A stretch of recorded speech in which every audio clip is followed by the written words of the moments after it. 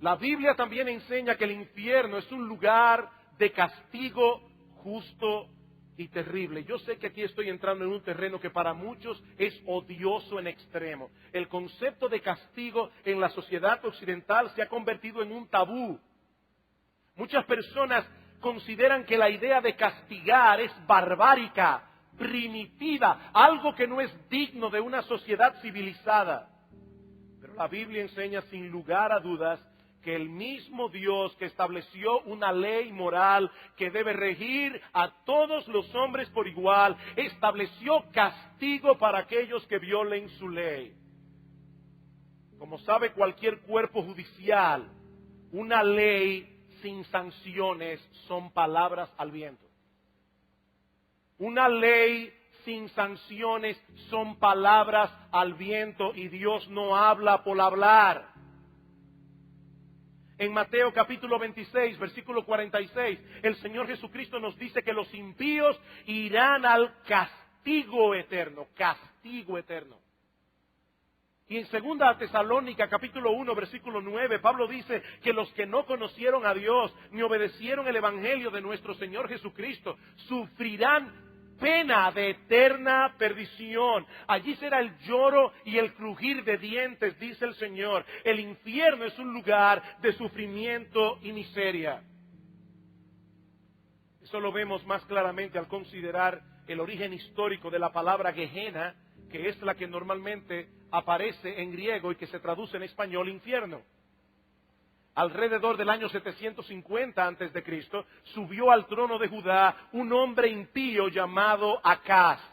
Y una de las atrocidades que este rey idólatra cometió fue la de sacrificar a sus propios hijos al dios amonita de Moloc en el valle de los hijos de Hinnom, o valle de Hinnom, un lugar ubicado al sudoeste de Jerusalén. Este rey impío fue sucedido por su hijo Ezequías, un hombre temeroso de Dios que abolió las prácticas idolátricas de sus padres. Pero a la muerte de Ezequías le siguió su hijo Manasés, tan impío y tan idólatra como su abuelo Acá. Este volvió a edificar los altares paganos en el valle de Hinnom, donde sacrificó también a alguno de sus hijos. Manasés fue sucedido por su hijo Amón, tan impío como el padre. Y este a su vez fue sucedido por Josías, uno de los reyes más piadosos que tuvo Israel en toda su historia. Josías destruyó los altares que sus ancestros habían edificado y destinó el valle de Hinnom para ser un vertedero público donde iban a parar los desperdicios y toda la basura de Jerusalén. Más tarde este lugar fue escogido para arrojar los cuerpos de animales muertos, así como los cadáveres de los criminales que se pudrían allí o eran consumidos por el fuego, un fuego que ardía continuamente porque siempre había algo que quemar. Un escritor señala que en ese lugar las llamas nunca dejaban de arder y los gusanos nunca dejaban de comer.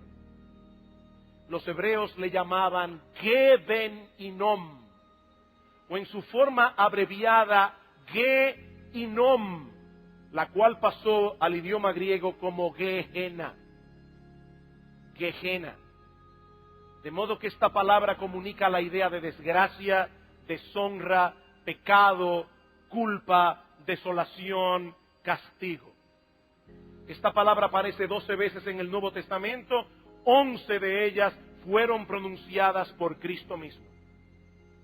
Y su enseñanza no deja lugar a dudas en cuanto a la terrible realidad del infierno. En Mateo 5:29 Cristo advierte del peligro de ser arrojado con todo tu cuerpo en el Gehenna, en el infierno. En Mateo capítulo 23, versículo 33, menciona a los hipócritas que no podrán escapar de la condenación del infierno. Cuando envió a los 12 discípulos a predicar el evangelio y sabiendo de antemano que habrían de enfrentar muchas dificultades y muchas persecuciones, Cristo les dice: no temáis a los que matan el cuerpo, mas el alma no pueden matar. Temed más bien a aquel que puede destruir tu cuerpo y tu alma en el Gehenna, en el infierno.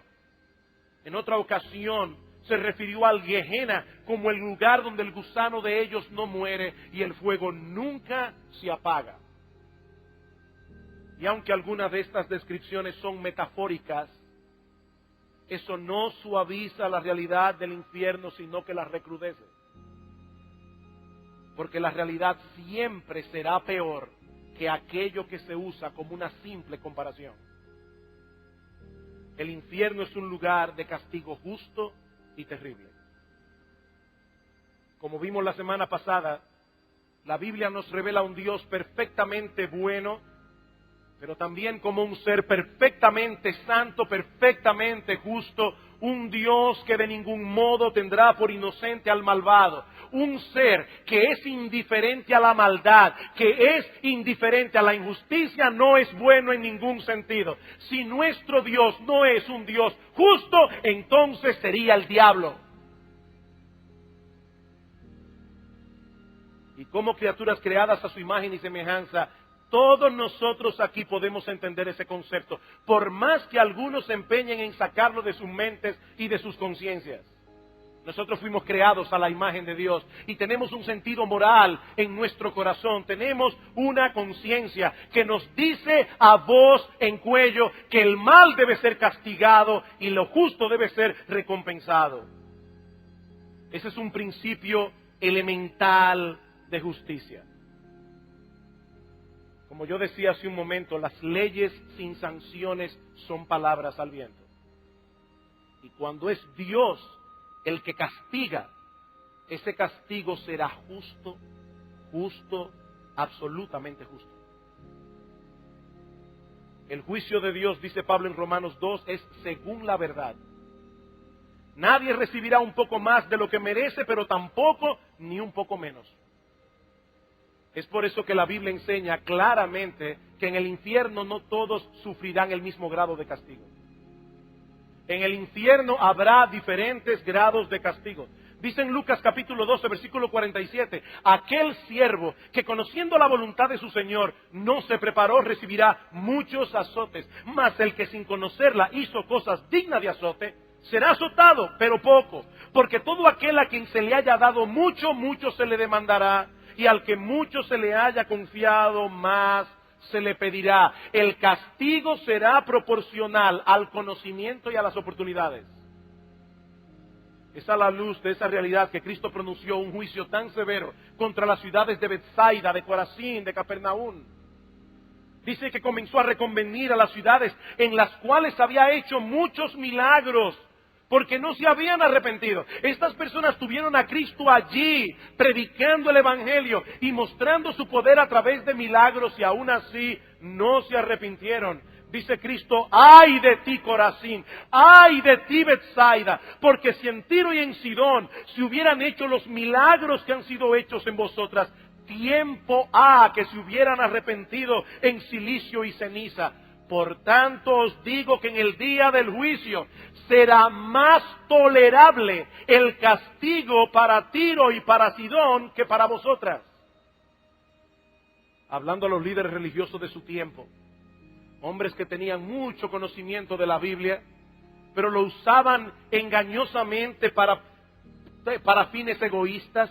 Y Cristo les dice, ay de vosotros, escribas y fariseos hipócritas, porque devoráis las casas de las viudas y como pretexto hacéis largas oraciones, por esto recibiréis mayor condenación.